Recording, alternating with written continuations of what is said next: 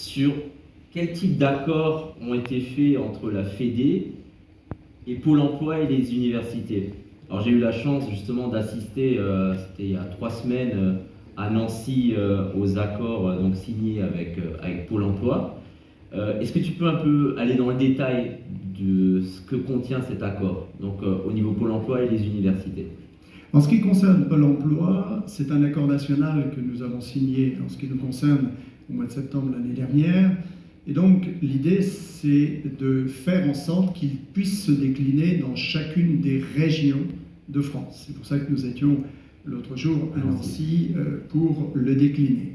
C'est-à-dire faire venir localement le tissu local de Pôle emploi, de rencontrer les entreprises et d'échanger, de partager sur donc ce qui fait les valeurs, bien entendu, de ce canal de distribution, et puis également permettre à nos chefs d'entreprise de montrer qu'aujourd'hui, le profil des personnes qui travaillent dans ce canal de distribution a totalement évolué.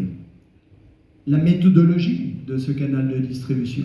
Aujourd'hui, on parle de réseaux sociaux, on parle de formation, on parle d'évolution, on parle d'entrepreneuriat. Et il faut que localement, sur des territoires, Pôle emploi nous exprime en fin de compte sa problématique.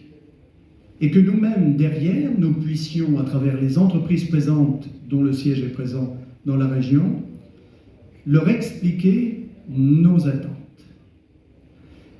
Je comprends qu'il n'est pas forcément toujours très simple quand vous avez un conseiller Pôle emploi qui traite des tas de sujets et des tas de personnes les unes derrière les autres, de s'appesantir sur des métiers.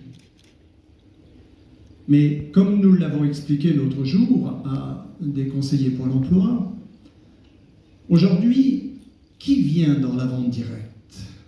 Est-ce que ce sont des gens qui ont forcément suivi des formations? Est-ce que ce sont des gens qui viennent par recommandation, par contact? On s'aperçoit que plus de 80% aujourd'hui des gens qui sont rentrés dans ce canal de distribution l'ont fait par relation.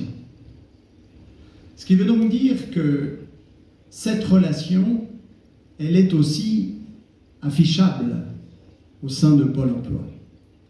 Et donc cet accord, il permet d'une certaine manière d'engager des processus d'intégration, de formation, de relation entre Pôle emploi et notre président de région, parce que nous sommes organisés en région, pour avoir un dialogue construit autour, en fin de compte, de la problématique des entreprises.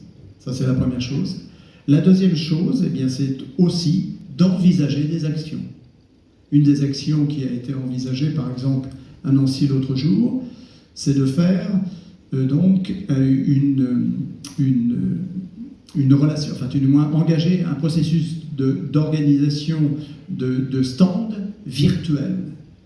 Nous ne l'avions pratiquement jamais fait jusqu'à présent, et je pense que c'est certainement une bonne chose. Permettre à des gens simplement d'avoir un premier contact avec des entreprises. C'est aussi, bien entendu, partager tout ce qui est possible, alors ce qu'on appelle le champ des possibles, aussi bien de notre côté que du côté Pôle emploi. Pourquoi? Parce qu'aujourd'hui, eh bien, la France offre énormément de possibilités de réinsertion, de moyens. Il faut que nos entreprises puissent en profiter. Il faut que tout à chacun puisse en profiter. Et pour cela, indépendamment des textes de loi qui sont nombreux et qui changent pratiquement tous les jours, certains spécialistes puissent nous offrir la possibilité donc de dégager les priorités, de nous dire ça vous concerne et ça vous concerne pas. Voilà, donc c'est la 4e fois que nous renouvelons l'accord, puisque le premier a été donc signé en 2010, à l'époque donc avec Wauquiez, le ministre, et donc c'est une évolution considérable. En ce qui concerne les universités, c'est totalement différent. L'université, il y a quelques années de cela, à peu près 10 ans, 15 ans, la vente directe n'était pas dans les processus de formation. Ce qui veut dire qu'on ne parlait pas de la vente directe aux jeunes.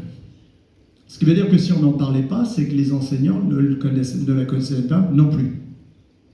Et donc, nous avons, à travers, en fin de compte, nos accords, rencontré, au niveau du ministère, mais au niveau des inspecteurs d'académie, des inspecteurs généraux, tout un ensemble, en fin de compte, de personnes à qui nous avons donné des informations, alimenté et créé ces rendez-vous annuels qui permettent aujourd'hui à bon nombre de jeunes d'intégrer nos sociétés.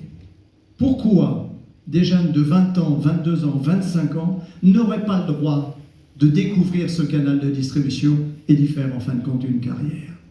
Cette opportunité. Pourquoi? Eh bien, aujourd'hui c'est possible. Et nous voyons d'ailleurs dans beaucoup de nos entreprises énormément de jeunes arrivés qui ont suivi et qui ont été informés lors de ces réunions. D'une manière plus importante, ça nous a permis le colloque. Le colloque est un rendez-vous excessivement important également, de fin d'année, où nous rencontrons des enseignants-chercheurs. Vous savez que les enseignants-chercheurs font ce que l'on appelle des thèses. Je ne sais pas s'il y a un enseignant-chercheur parmi vous, mais ils font des thèses.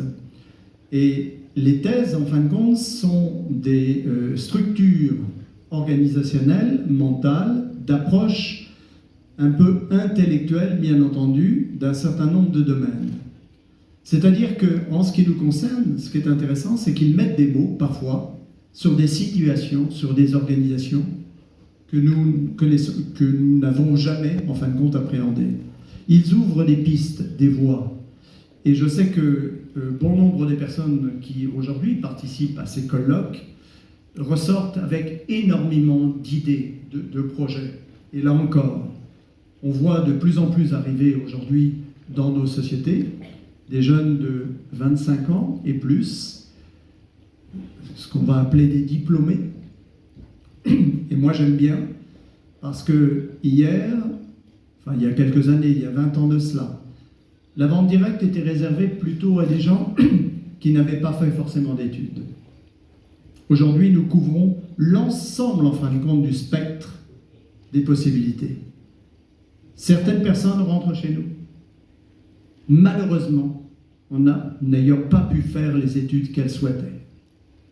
C'est une réalité. D'autres viennent en ayant eu un parcours qui les honore, bien entendu, mais qui ne permettait pas, en fin de compte, d'aller plus loin.